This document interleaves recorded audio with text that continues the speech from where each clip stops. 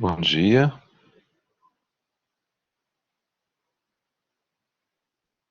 Bom dia, professor, tudo bom? Bom dia, tudo bem? Bom dia a todo mundo.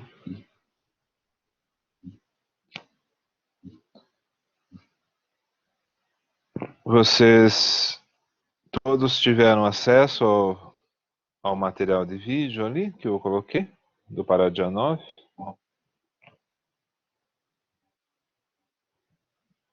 Beleza.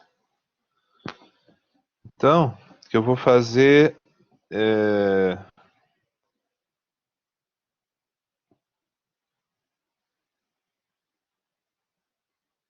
Tá um pouquinho lento aqui apesar de eu estar bem perto do Wi-Fi, tá bem lentinha a minha conexão por alguma razão.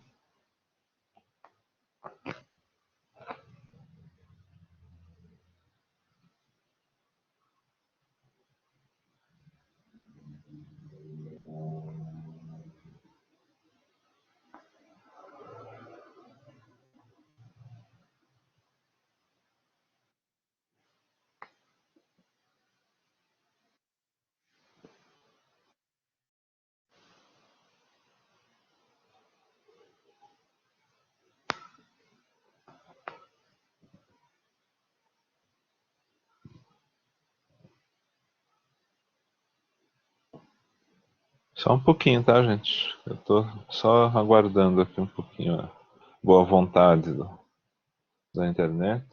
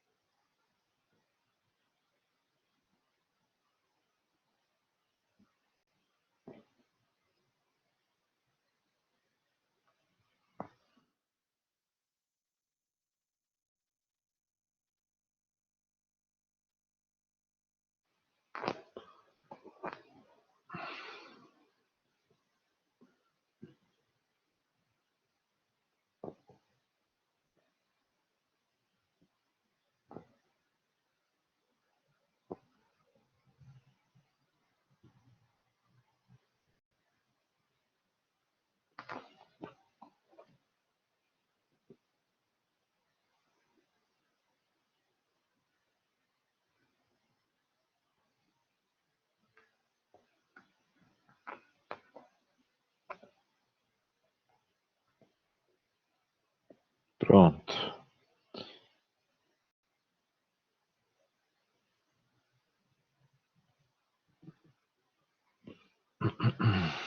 É porque é feriado ainda para muita gente, eu acho que para a internet também. A internet não quer saber que a gente resolveu vir para aula, né?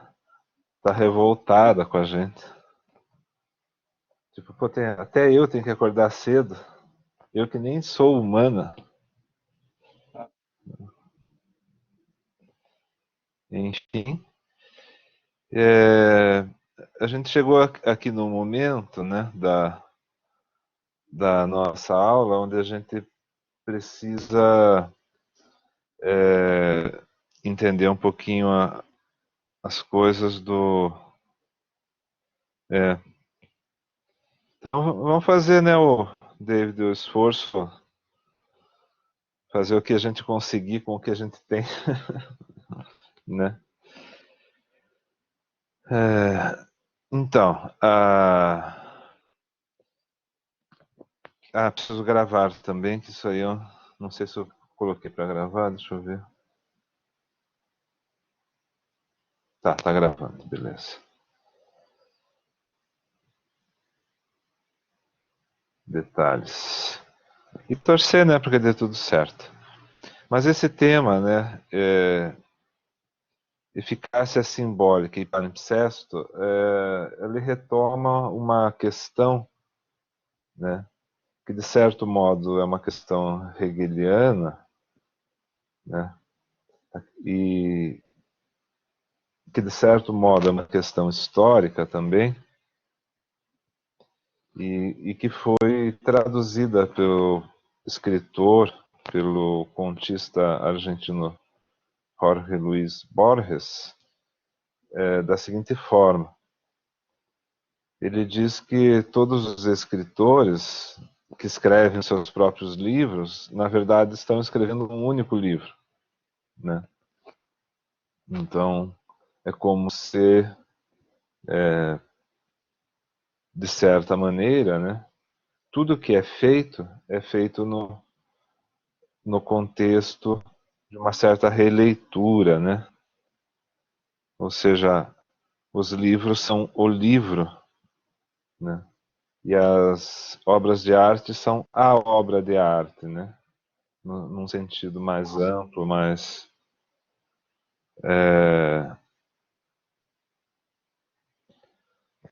num sentido, vamos dizer assim, mais cósmico da palavra, né? Então é lógico que existem as obras individuais, né? Existem os poemas, mas nesse nesse contexto, o que a gente estaria fazendo verdadeiramente seria escrever o poema, né? O poema que vem sendo escrito desde que o primeiro poema começou a ser escrito, né? Isso a gente pode pensar, obviamente, de um ponto de vista social, né? E também no sentido de uma compreensão mais profunda da arte como fazendo parte do mundo da arte, né? Então nós, quando lemos um novo poema, nós estamos lendo o poema, né? Num sentido mais genérico, assim, né? Ou mais profundo, ou mais abrangente, esse poema, qualquer que seja, ele está se inscrevendo entre os poemas e faz parte do grande poema da humanidade, vamos dizer assim, né? Assim como os filmes, a partir do momento que eles passam a existir, também passam a se inscrever, né, no imaginário coletivo e passam a fazer parte do quê? Desse universo simbólico mais amplo, no qual, seja qual for a cultura que a gente viva, nós sempre estamos inseridos. Existem culturas em que não existe o cinema, né? Em que as pessoas nunca assistiram um filme. Isso não impede, né, que a partir do momento em que uma pessoa, nesse contexto de uma cultura que nunca viu um filme, assista um filme, ela passa então a fazer parte desse mundo do cinema, né? Desde o primeiro filme, né? Desde a primeira vez que, embaixo de uma curiosidade enorme, né, as pessoas pararam para assistir um filme. Esse grande filme da humanidade começa então a se desenrolar, a ser feito, a ser produzido, sob as suas inúmeras formas específicas, né? Então é um pouco nesse contexto que o Aristóteles vai falar também do gênero artístico, né? Que há um desenvolvimento do gênero artístico ao longo do tempo e que esse desenvolvimento ele vai resultar em formas mais ou menos canônicas que depois vão precisar ser respeitadas como linguagem, como modo de fazer, como técnica, como um instrumental específico relacionado com aquilo. Então existe todo um universo que vai se formando, por exemplo, em torno da técnica, das melhores práticas para executar determinadas coisas, né? Isso já desde o mundo tradicional. Então vocês imaginem, né, o contexto do Paradjanov, desse ponto de vista, né? Todas essas imagens que vocês porventura viram ali, né, nas imagens dos filmes do Paradjanov, né, que trazem toda uma carga de significado. No entanto, esse significado ele passa um pouco ao largo para a gente, porque a gente não entende a forma como aquilo se desenvolveu naquela cultura ali do leste europeu, já entrando na Ásia, né? A Geórgia, aqueles países ali da antiga União Soviética, e que são países milenares também, que têm formas de cultura que foram se modificando através dos tempos, foram incorporando também a cultura do estrangeiro, especialmente o cristianismo, foram incorporando simbologia, né? E foram formando alguma coisa muito própria que eles têm lá, e que quando a gente olha assim, a gente aprecia de que maneira? Esteticamente, né? Agora, cada uma daquelas imagens, né, as coisas que aparecem, os instrumentos musicais, os tapetes, os objetos, os figurinos, eles têm um sentido dentro da cultura tradicional. Então, tudo aquilo é carregado de significado, né? Imaginem, se vocês pudessem entrar no contexto dessas imagens, né? E entender o que aquilo significa não para nós esteticamente, mas para eles como uma cultura tradicional que vive aqueles símbolos, sabendo o que esses símbolos significam para a cultura, né? E, por exemplo, a dança também não é simplesmente uma dança de diversão. É uma dança que tem um significado profundo no contexto da cultura. Então, o que que a gente está vendo, né?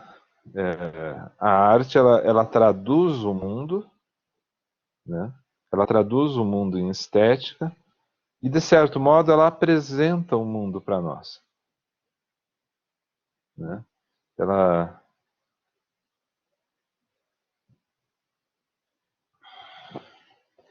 a gente já fala, David, de símbolo e signo, tá?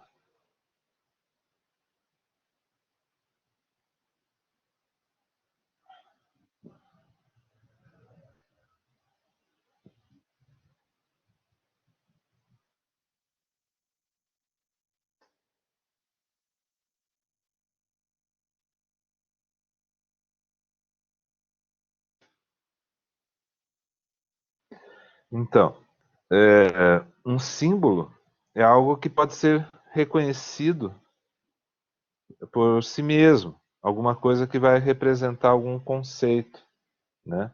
Como, por exemplo, uma insígnia de um clube de futebol para o seu torcedor. Enquanto o signo é algo mais abstrato, né? Que tem a mesma função de representar alguma coisa, né? Mas cujo sentido, né? Ele permanece oculto pela, tanto pela sua abrangência como pela a sua profundidade, né? Ou como pela sua distância em relação à possibilidade de ser descrito exaustivamente, né?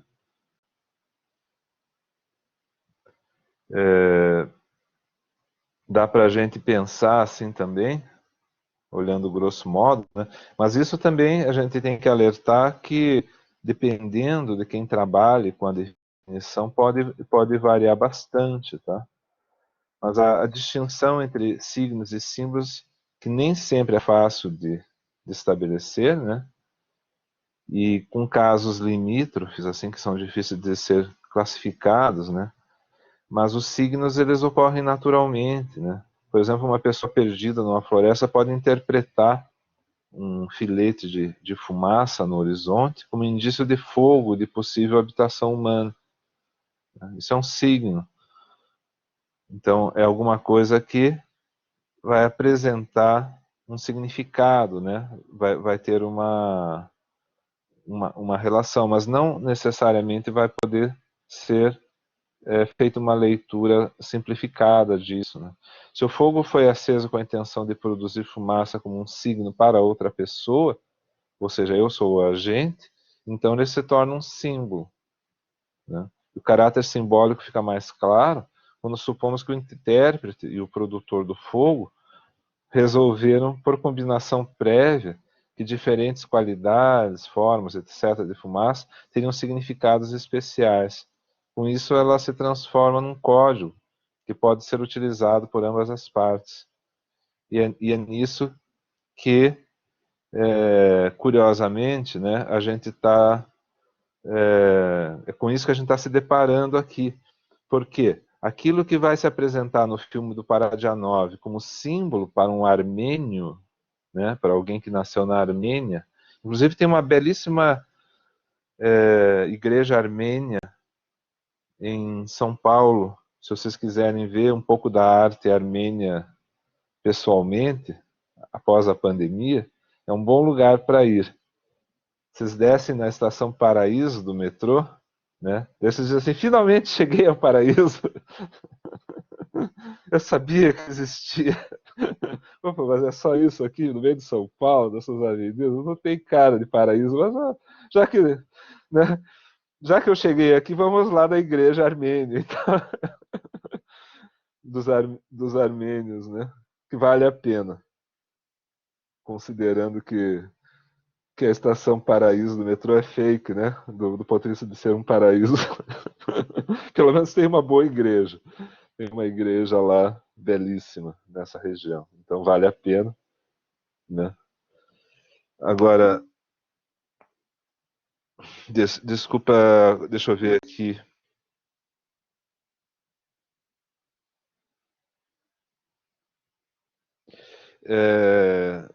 Você diz que a experiência intuitiva do mundo ter maior significado, Gustavo?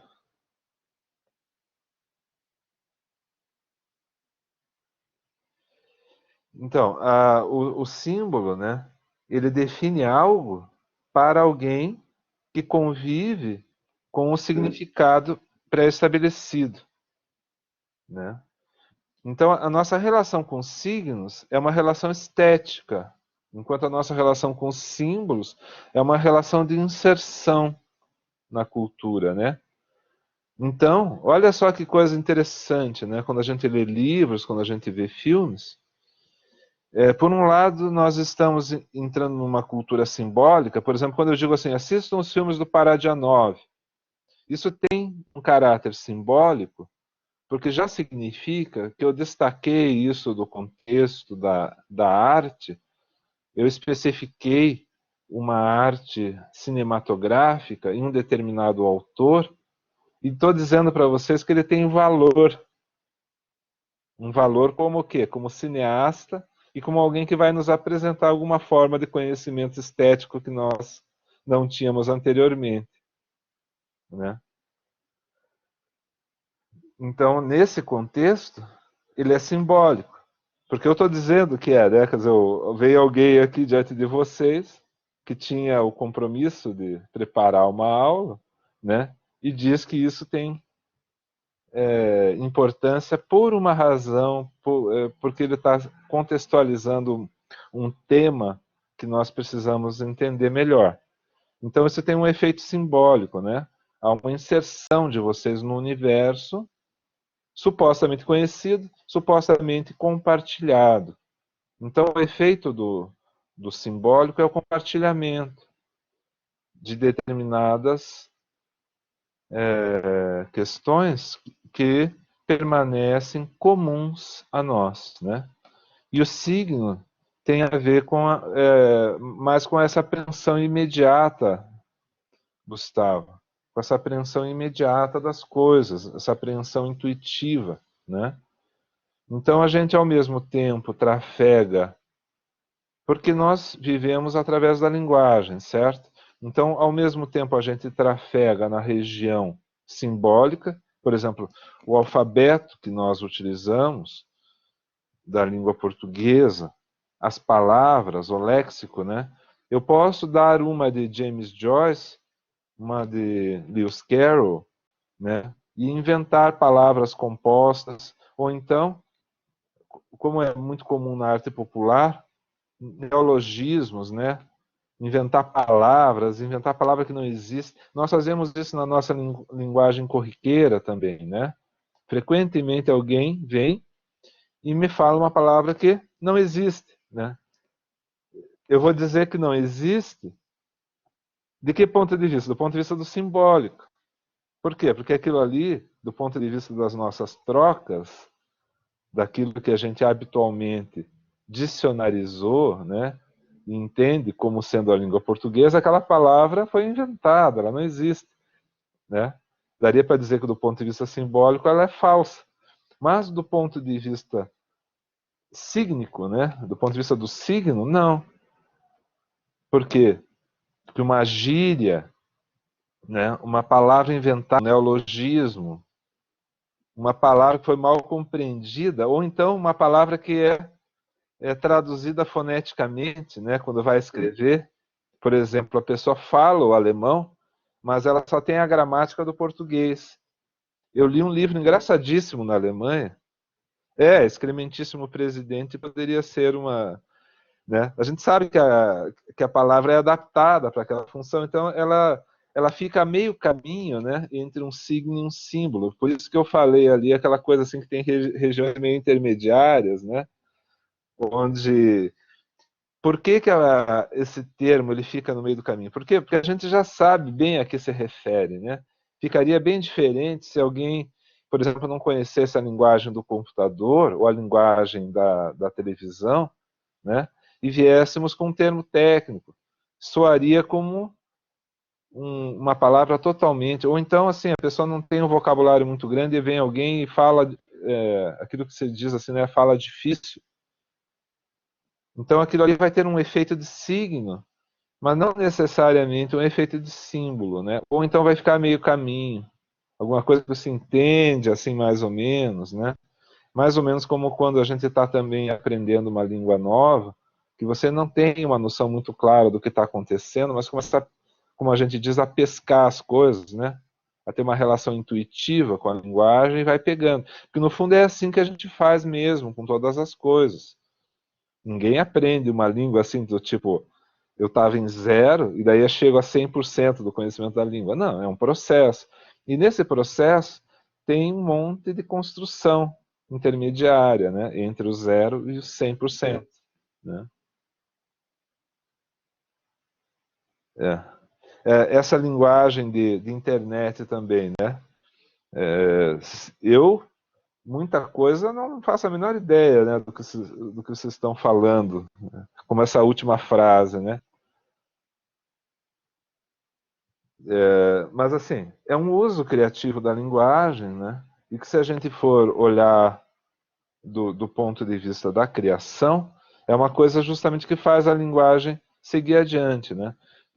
Eu peguei em mãos um livro, né? Eu era amigo de um livreiro na Alemanha, que faleceu alguns anos atrás, inclusive, um bom amigo, e ele me mostrou um livro de um brasileiro, né? Porque ele tinha esses contatos. É, o, ele tinha contato com esse brasileiro que vivia na Alemanha e que não tinha um bom domínio da gramática. Então, o que ele fez? Ele escreveu um livro em alemão, só que baseado na gramática da língua portuguesa. Então, ele fez uma adaptação fonética. Usou a estrutura do idioma português, mas a fala toda, lá para quem conhece alemão, é alemão. Então, é uma espécie de tradução do alemão para o português, entendeu? O livro dele. É como você falaria o alemão. Assim, basicamente, né, quando você é falante de português, quando você vai ter que falar o alemão, você vai ter que fazer uma adaptação daquele gênero, né? Que você tem que entender a língua do outro a partir dos recursos que você já tem.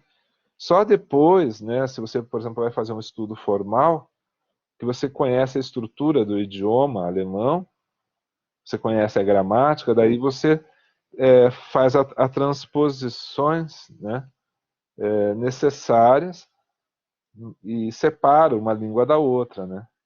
Por isso que quando as pessoas começam a aprender alemão, para elas é difícil falar, por exemplo, uma autoestrada em alemão, que é Autobahn, é com A aberto. O falante de português, o brasileiro, ele tende a falar Autobahn, com um A fechado, porque é assim que a gente faz. Né? Daí o alemão literalmente não entende o que ele está falando. Porque para o alemão é simples saber que aquela palavra teria como que um acento aberto, né? Um A e não an. Né? Sendo que esse som de an é raríssimo no alemão. Então, para eles, não é um som que eles identifiquem como alguma coisa conhecida. Até mesmo em línguas próximas, como quando você vai falar, quando usar, né? Inclusive o alemão e o polonês no Brasil também, né? São vítimas de chacota, né? Por causa da maneira como falam o português, né? Por exemplo, caroça, bareirinha, né? Essas coisas assim que na hora, para o falante de português, soam excêntricas, né? Soam como um ruído na linguagem. Assim como para nós, falantes do português brasileiro, né? Nós pronunciamos muito bem a vogal, enquanto o português de Portugal ele tende a eliminar os vogais, né? É difícil até para a gente fazer. A pessoa tem que ter um bom ouvido, né? Ter aquele talento para imitação, que não é um talento fácil, né, senhor Platão? Não é tão fácil assim imitar. O mais fácil é a gente recriar as coisas, né? O mais fácil é fazer o quê? É, sim, sim, sim.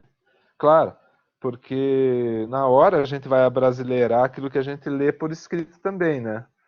Assim como a gente, graficamente, a gente transforma o que a gente ouve na gramática do português, também o inverso é verdade. Quando a gente lê uma palavra em língua estrangeira que a gente não conhece a pronúncia, a gente pronuncia em língua portuguesa, né? Isso. E também o próprio Jorge Luiz Borges, que eu estava falando, né? A gente está falando Jorge Luiz Borges, né? Isso a gente entende aqui no Brasil. Mas o nome dele é Jorge, né? Borges, porque é assim, de verdade, né? Assim que ele foi registrado na Argentina, né? Ele não foi registrado, apesar da palavra ser a mesma, o pai do Jorge chegou no cartório e disse Jorge, e daí o escrivão disse Jorge, que belo nome, né? E daí anotou aquilo que a gente entende por Jorge, né? Então, o símbolo ele está na palavra Jorge e o signo está na fonética Jorge ou Jorge, entende? A, a distinção é por aí. Então, quando a gente vai captando intuitivamente as coisas, a gente vai acrescentando também. E esse é o ponto da arte, né? E é o ponto da nossa. Por quê? Porque ninguém cria nada do nada, né? É lógico que a experiência mais significativa em arte é sempre quando você consegue imprimir esse traço intuitivo, né? Esse traço intuitivo na linguagem, porque aí você traz aquilo que é próprio da arte, que é esse sopro de ar, né, na cultura, essa linguagem nova que aparece, mas ela não é, Gustavo, ela não é inteiramente nova, né? Algo no uso daquilo que nos soa, né, agradavelmente incompreensível num primeiro momento. A gente não resiste a isso na arte, né? Vocês devem, para quem nunca teve contato com o cinema do Parajanov, deve ter sido de algum modo um impacto olhar para aquelas cenas sem compreender o significado delas. Por exemplo, você não vai assistir o filme inteiro, porque quando você assiste o filme inteiro, você entra na história, o caráter simbólico dele vai se apresentando com mais clareza, certo? Porque você contextualiza aquilo que você está vendo ao longo do tempo. Ou, por exemplo, assistindo vários filmes do Paradianov, você começa a entender. Daí você vai estudar a história da Armênia, vai estudar a história da Geórgia, né? Essas duas repúblicas.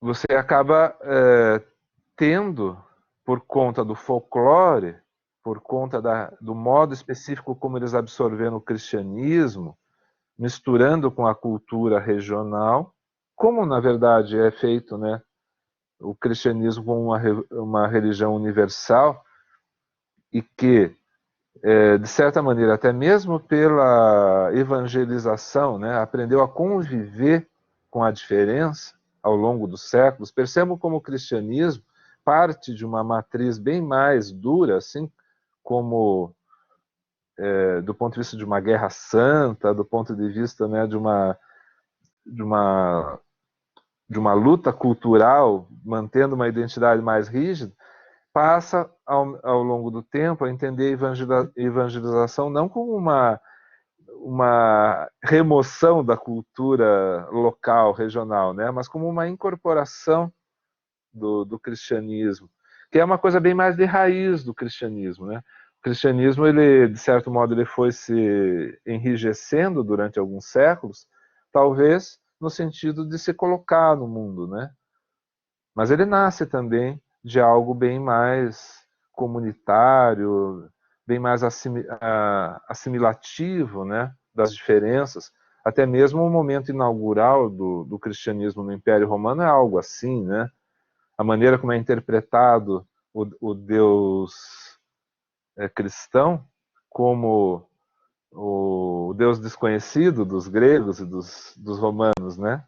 Então há como que uma linguagem de aproximação, né, para que as pessoas possam entender aquela. Isso, o próprio Natal, como a gente comemora hoje, a Páscoa, né, vão sendo elementos incorporados no contexto, né? Os demônios, esse tipo de coisa também, né? Não é uma exclusividade do cristianismo, né? Pensar relação com representantes do mal, né? Essas coisas assim.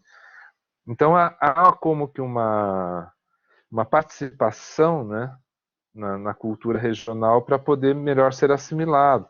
Tal como quando você vai dar uma injeção em alguém, você, normalmente, né, você vai jogar na corrente sanguínea, primeiro você tira um pouquinho do sangue da pessoa para misturar com aquele conteúdo, para você não ter um choque anafilático, senão, meu, tá morto, né? Entra uma substância estranha no teu corpo, dá aquela reação e você nem sequer sobrevive, né? Então isso é uma metáfora do que acontece, né? Aquilo que é absorvido por assimilação. Então não pode ser de 0 a 100, né? Não pode ser assim. É informação demais, né?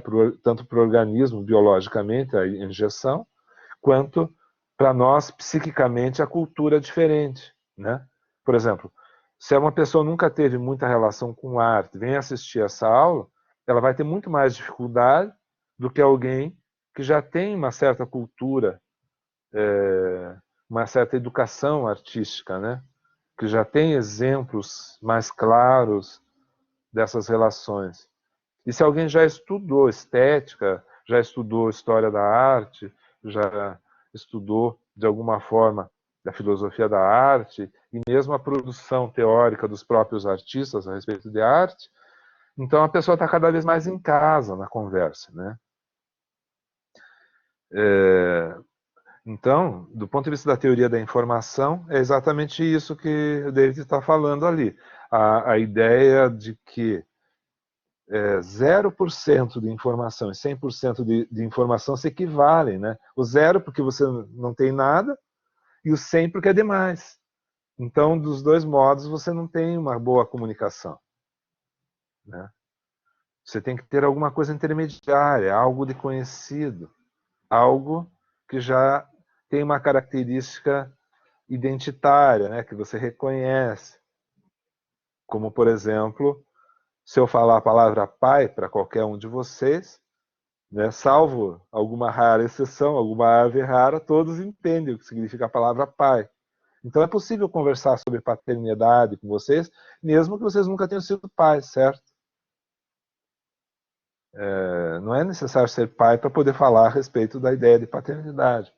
Por exemplo, eu sou mulher, nunca serei pai, né? Quer dizer, é uma relação de reconhecimento por exclusão, né? A palavra ela está bastante bem contextualizada, então eu sei como é que eu me coloco diante dela. Em relação à arte, isso também funciona, né? E é verdade que, nesse sentido que o David está falando ali, né?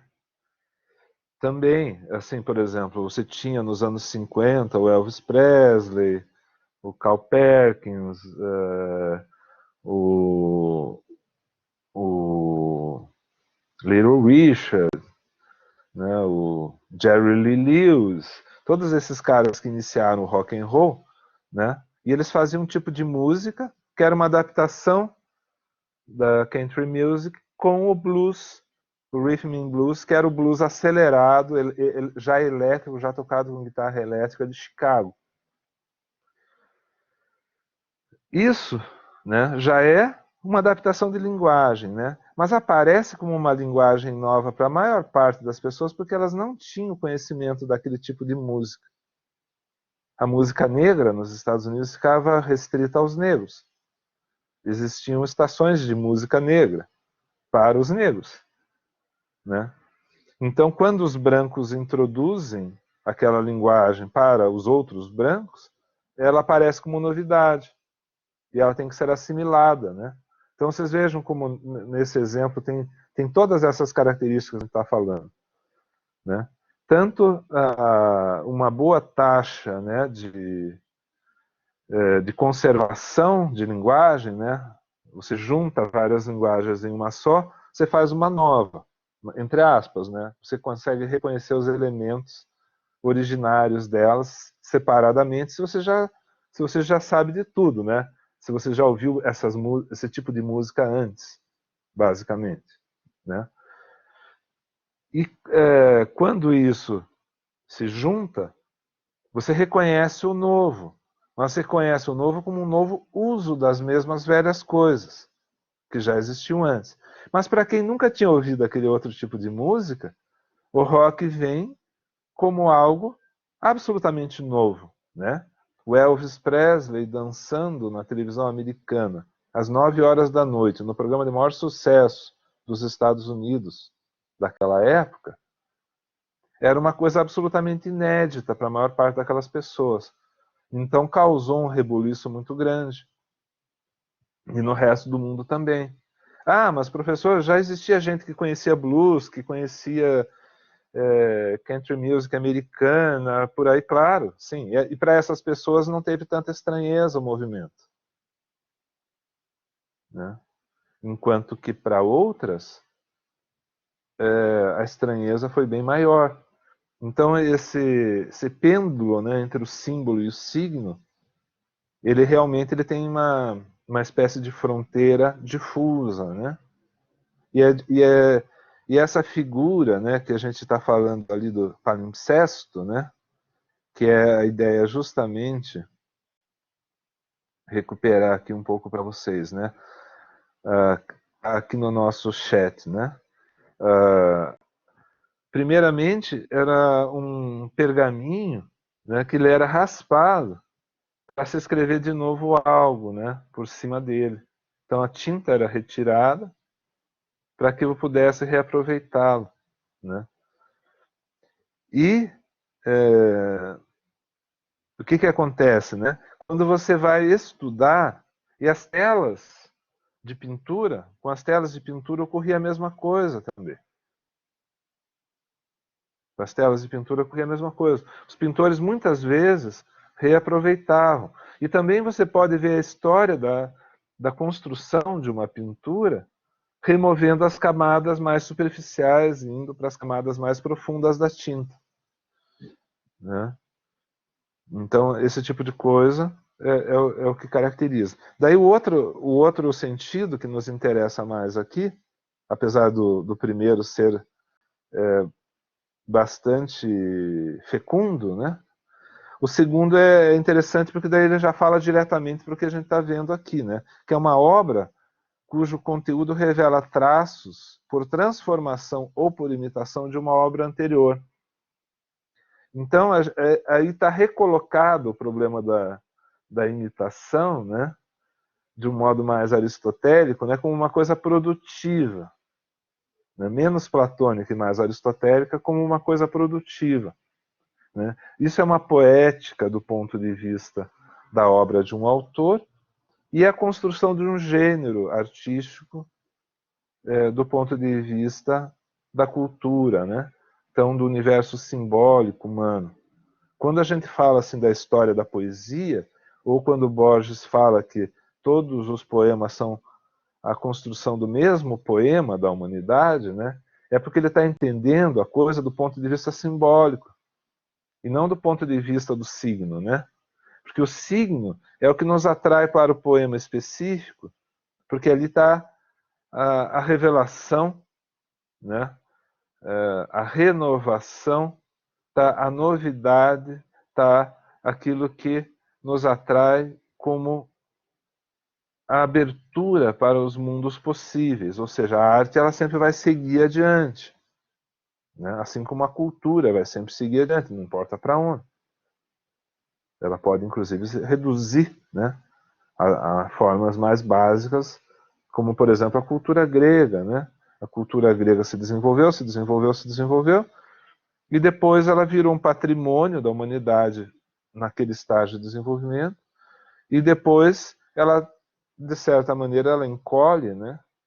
E é assimilada, ela se coloca, por exemplo, como eu falei no exemplo da religião grega, né, que passa para os latinos, e vem essa figura do Deus desconhecido junto, e que daí esse Deus desconhecido é explicado como o nosso Deus do monoteísmo, que por sinal é o único Deus, e aí na hora de abandonar o politeísmo, se abandona o politeísmo pela explicação dada, né? Ou seja, existe um rearranjo do universo simbólico para a inclusão desse elemento do monoteísmo, para esse elemento do único Deus, né?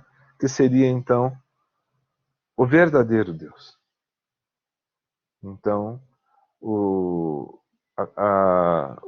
aspecto, né, tradicional daquela religião, que admite um caso, né, é o que permite ao cristianismo, através desse caso, fazer uma modificação no modo de compreender a religiosidade de todo um império, né, no contexto de um império, como o Império Romano, e sobrepor a esse império, então, toda uma carga simbólica, que depois vai passar, inclusive, para a legislação, que vai passar, inclusive, para a aplicação de penas criminais no contexto do Império Romano e depois do cristianismo, né? Assim como independente do... Isso.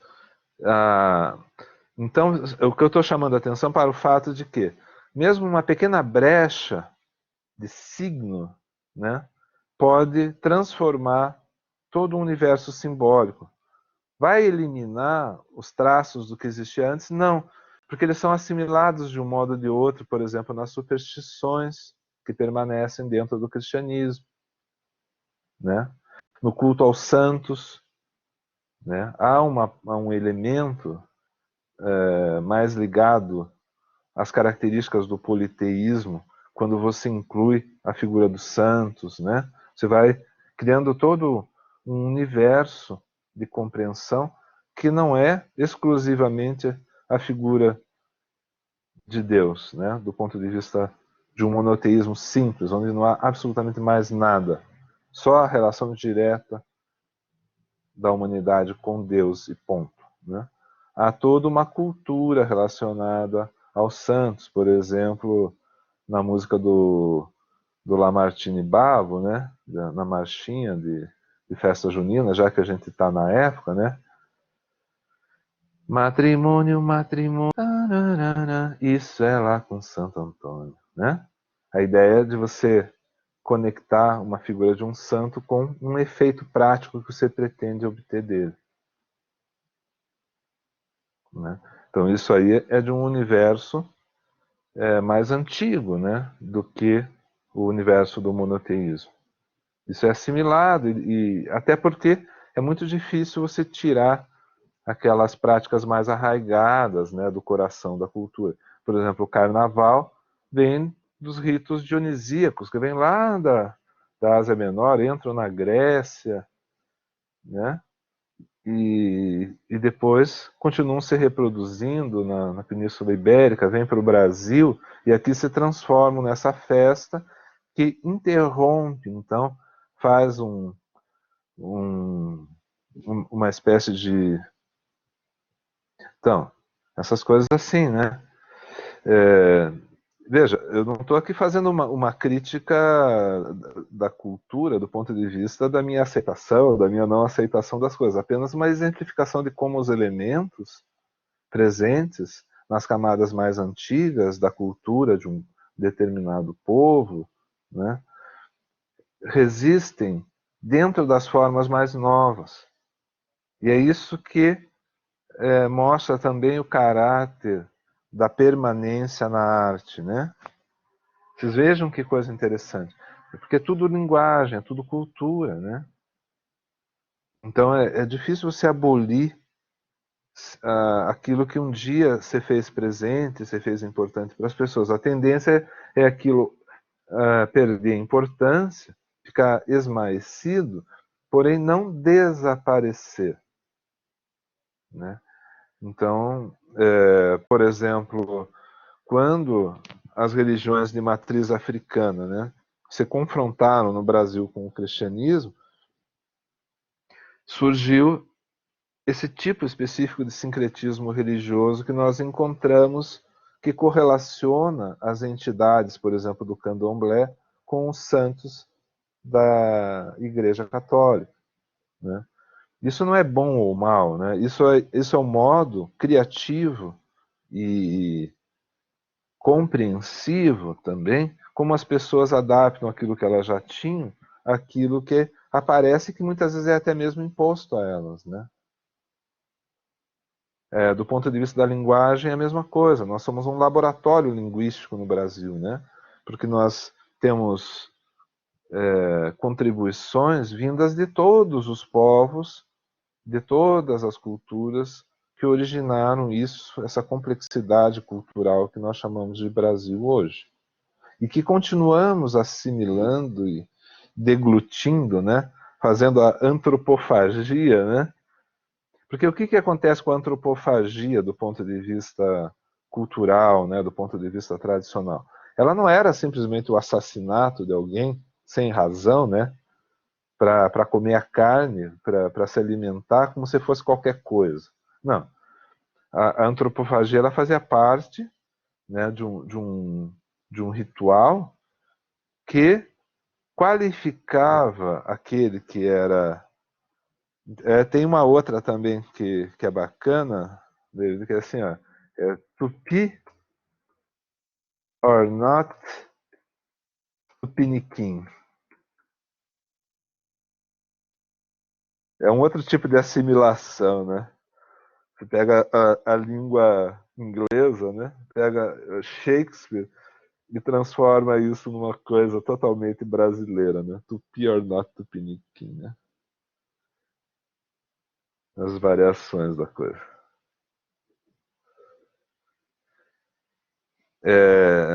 Quando isso vai para a poesia também, né?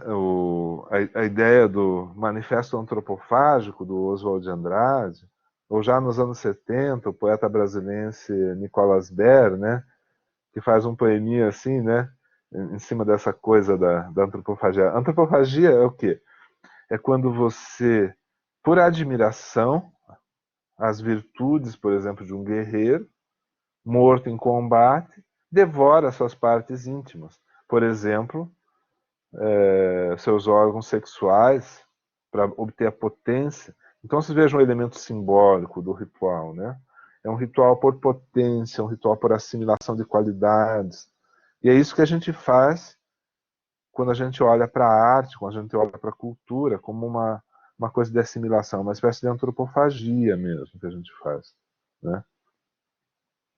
E a própria antropofagia acaba virando uma espécie de moeda comum aqui na nossa cultura brasileira, desde o modernismo até hoje. E lá pelos anos 70, naquela geração mimeógrafo, daqueles poetas que não tinham acesso às editoras e que eles faziam então seus livrinhos mimeografados, depois mais tarde xerocados, né? Esse poeta chamado Nicholas Berkeley faz um poeminha assim, né? E usando inclusive uma escrita fonética, né? Mãe, aqueles homens ali tá dizendo que eu pareço um canibal. Fala para eles parar de falar essas coisas, que senão eu como eles. Né? Vocês vejam tanto a adoção, né, de uma prosódia popular, uma maneira de falar, e também escrita, né, fora da gramática tradicional, nós, né, N-O-I-S, nós, né, que é uma coisa comum, né, mas ao mesmo tempo não é essa a palavra na língua elevada, né, na língua padrão. Mas ele usa isso propositalmente tanto para colocar o lugar, né, do o modo como a pessoa apreende a linguagem, quanto para mostrar mais ou menos as características dessa pessoa, né? E daí a brincadeira com o canibalismo, né? A pessoa tem essa identidade de canibal, né? E daí apontam para ela e dizem assim, olha, esse cara parece um canibal. E eles, olha, manda eles parar de falar isso, que senão eu como eles, né? Quer dizer, não há uma compreensão do que significa a palavra canibal, mas ele sabe o que é querer comer o outro no jantar, né? E ali, nessa brincadeira dos anos 70, desse poeminha, que eu nem sei aqui se eu falei ele bem direito, mas é pela lembrança, tem justamente um caráter não compreensivo do que significava o ritual do canibalismo para esses povos ditos primitivos, né? Ele não era simplesmente, tenho fome, então vou comer o outro ser humano, né? Não, o que eu estou comendo são as qualidades dele. E é isso que a gente faz, basicamente, na arte, né? Quando a gente assimila as formas artísticas anteriores, as linguagens anteriores, e as reformula na nossa própria dimensão simbólica, né? É. Quando o bispo Sardinha, né, supostamente foi comido aqui no Brasil pelos tupinambás, né, ele não foi simplesmente devorado, né, por um selvagem, no sentido assim que o cara não sabia o que ele estava fazendo. Não, justamente porque ele achava o Sardinha admirável, né, ele parecia ser uma pessoa de valor, que ele pôde, então, participar do ritual sendo servido à mesa, né? E isso na linguagem dele é bem verdade, né? O sardinha e a sardinha são duas coisas diferentes. Tanto que quando você colocou ali a palavra sardinha, né, vinculado com a ideia de antropofagia, a gente já sabe qual é o caso histórico que existe aqui no Brasil, onde supostamente teria ocorrido, então, a devoração, né, do sacerdote cristão pelo indígena, né?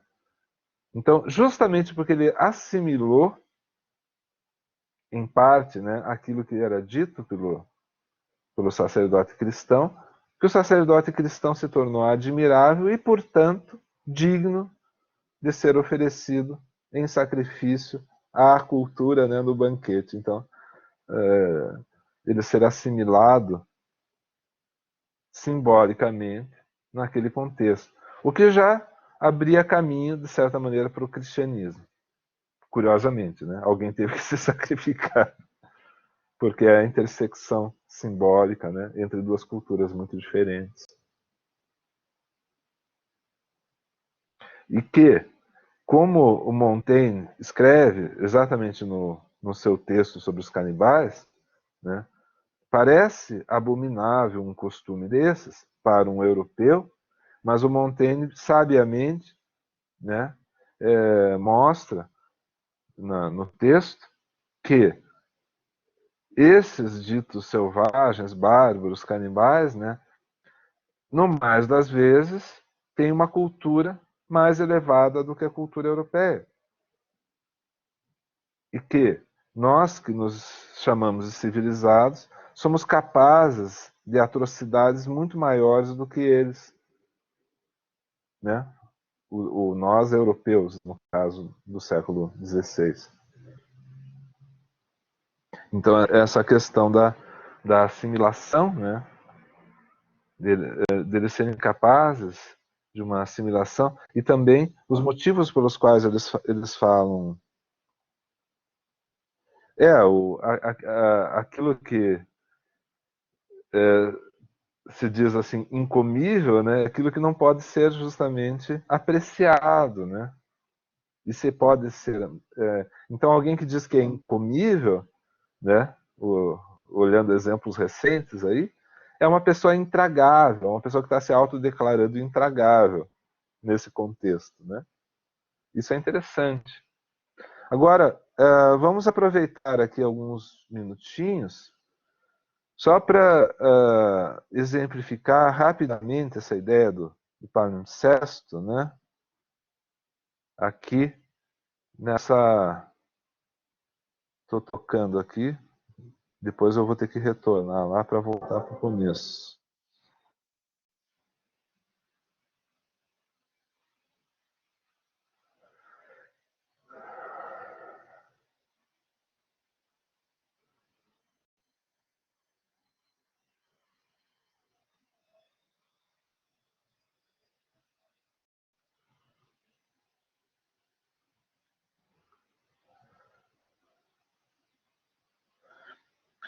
Esse é o Paradia 9, de Barba. Comparem as duas telas, né?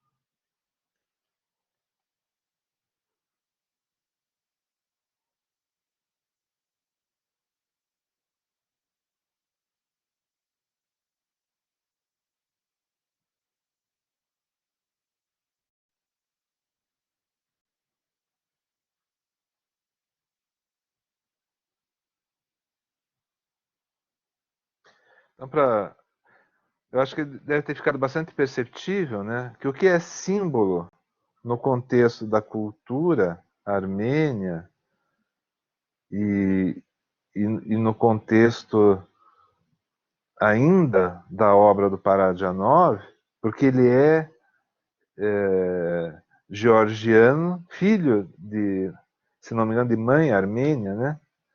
Então, para ele, essa simbologia, ou seja, essa história, né, genética do significado dentro de uma cultura, ou seja, o significado tem uma origem e ele se estabelece conceitualmente.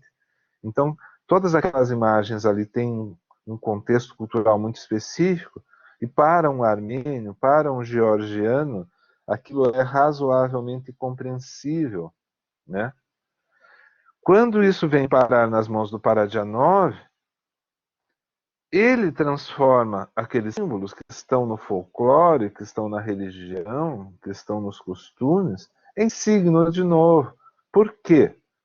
Porque ele utiliza o meio cinematográfico para fazer como que um transporte desses símbolos para um contexto que não é mais o original, não é mais o contexto da cultura armênia, não é mais o contexto da cultura da Geórgia.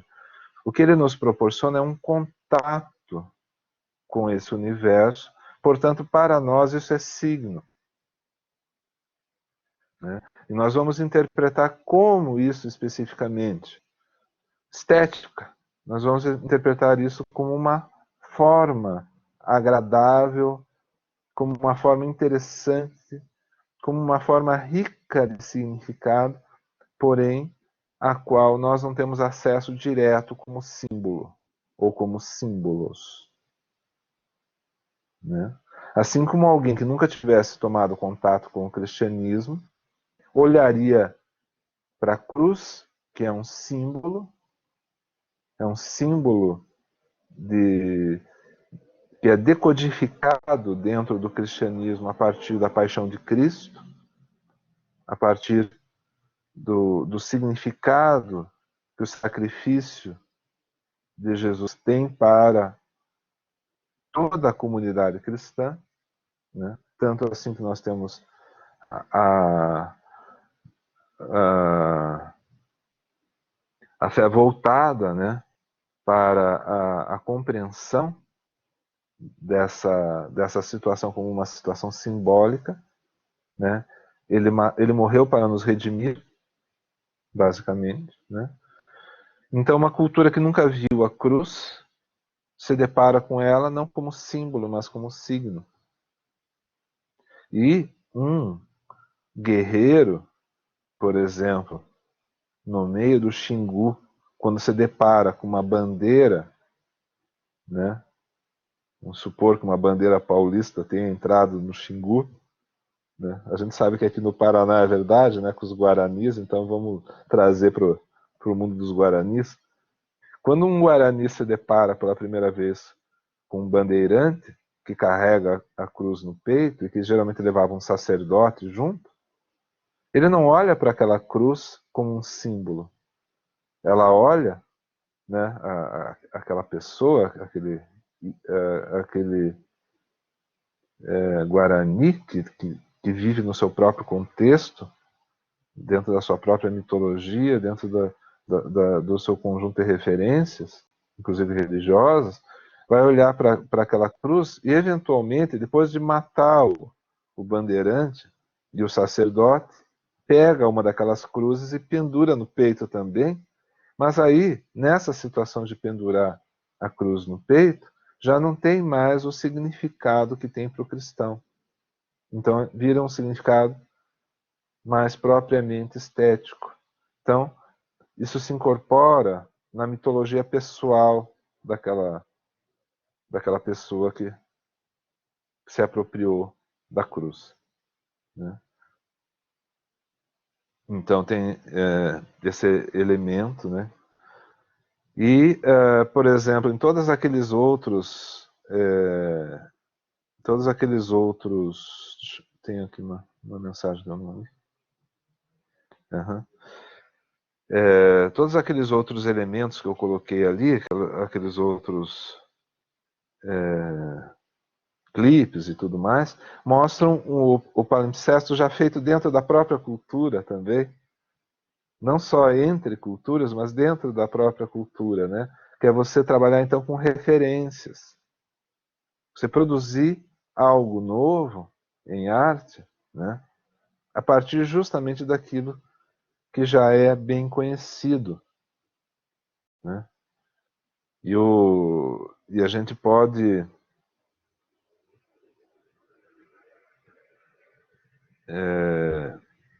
nesse sentido também, né?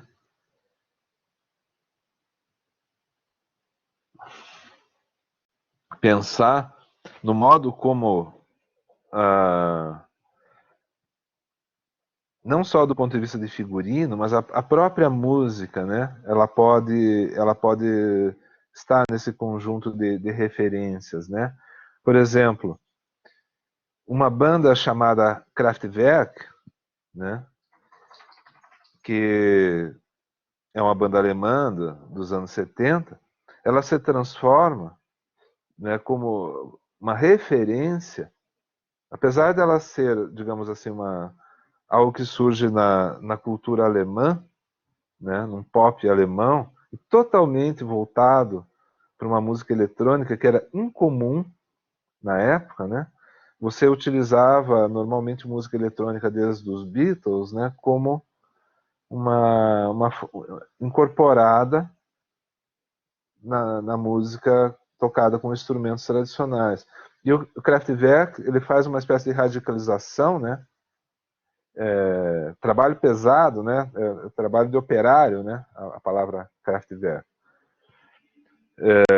Então já mostra essa coisa de arte industrial, assim, né? Que está muito ligado, curiosamente, ao futurismo russo, está muito ligado ao futurismo italiano, ao modernismo brasileiro, coisas assim, né?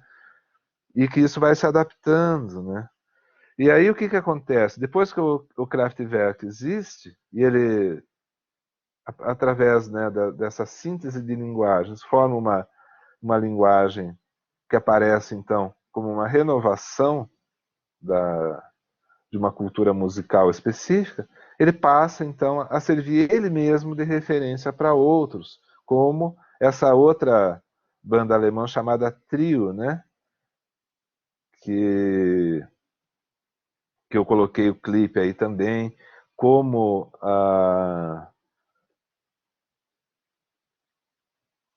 essa outra banda americana chamada The Residents, que usa esses elementos, né? Inclusive o aporte visual, né? Que depois a Lady Gaga e outros também vão usar, né? Então, percebam que das coisas nascem coisas, né? E elas têm tanto, simultaneamente, essa característica do símbolo, porque o símbolo ele precisa ser utilizado, mas tem, só para a gente finalizar, essa realidade performática, né? Onde entra o trio é muito bacana, por isso que eu coloquei, olha, de qualquer modo, todas as coisas que eu coloquei ali para vocês, mesmo que vocês não gostem de alguma delas individualmente, né, elas são coisas interessantes, né? Vale a pena, vale a pena conhecer de qualquer modo, né? Até mesmo o uso, né, da estética como estética, né? Procurar fazer um efeito visual, e aí vem essas referências, né, que são utilizadas e que você consegue mapear a origem delas, né? No entanto, esse uso novo, né, apesar de como a nossa linguagem, né, toda a linguagem, né, ela é baseada em poucos fonemas, né? Isso é Jacobson, um linguista que nos anos 40, né, fez o seu trabalho. Apesar de termos elementos, né? Não, Divo é anos 80, David. Divo é especialmente anos 80. Mas tudo bem, né? Não, ninguém. Se vocês não viveram essas épocas em sequência como eu, fica mais difícil, né, de ter essa referência mais histórica, assim, né? Mas o Divo é uma banda que ela faz sucesso após o movimento punk, né? Então, historicamente, né, historicamente ela aparece na cultura, né? É a mesma coisa que dizer que os Rolling Stones já estavam reunidos, né, no final dos anos 50, né? Mas o disco, né, que baseia a nossa compreensão dos Stones, né, dentro da cultura é The Rolling Stones de 1964. Mas tudo bem. A referência, né, é o que está nos interessante, né? Que está nos interessando. A incorporação, né, e esse é o elemento, na verdade, que deve ficar claro, né? Não é necessariamente o fator histórico, embora ele seja importante para a gente compreender justamente a inserção das coisas como símbolo para outras coisas, né?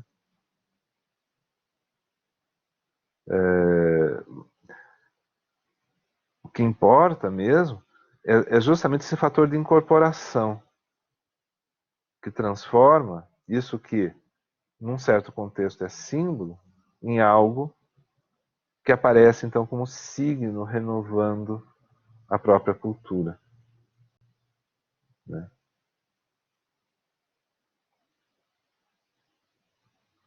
Ah, tem coisas também. Desculpa, eu estou realmente ultrapassando. Vocês ficam inteiramente à vontade de abandonar o barco, tá? Mas é uma última coisa. Assim como também tem coisas que, exatamente pela sua característica como signo e por ter pouca, é, pouco efeito simbólico imediato, se apropriar das coisas de tal forma que aparece como uma novidade excessivamente grande, não é assimilado. E às vezes é uma pena que isso ocorra, como é o caso de um músico inglês que vocês deveriam conhecer se vocês se interessam por música, chamado Nick Drake, né? O, o, até tenho aqui, deixa eu ver onde está. Aqui, ó.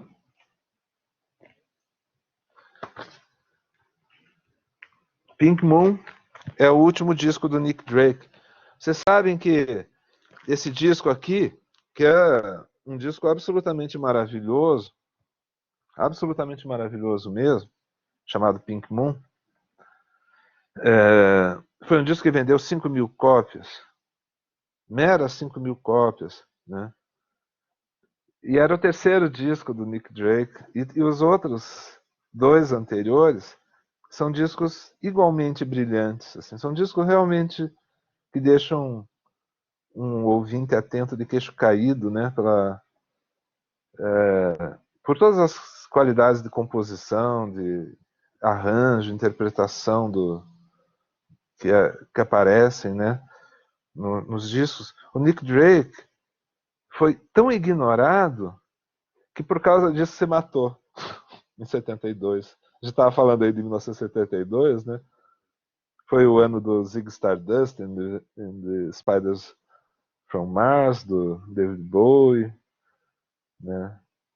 Tem muita coisa aconteceu em 1972. E uma delas, porque ele estava totalmente fora de compasso, né, com a sua época, embora ele estivesse acima dessas coisas, né, ele não teve inserção no universo simbólico, não houve essa possibilidade de comunicação. Então, Nick Drake é um artista póstumo, em todos os sentidos, porque a partir da morte dele, ele passou a ser apreciado cada vez mais, e hoje em dia ele apesar de não ser, né, um sucesso popular, né, ele é extremamente reconhecido como compositor e intérprete. Tá? Então a gente veja assim como essas questões elas vão e vêm. Agradeço muito, então, a vocês, inclusive a paciência, tá? E nos despedimos por hoje. Espero que tenha sido um bom encontro, que vocês tenha feito vocês pensarem sobre todas as coisas que a gente já veio falando, tá bom? Certinho, professor. Maravilha. Até mais. Um abraço. Professor, bom dia. Diga.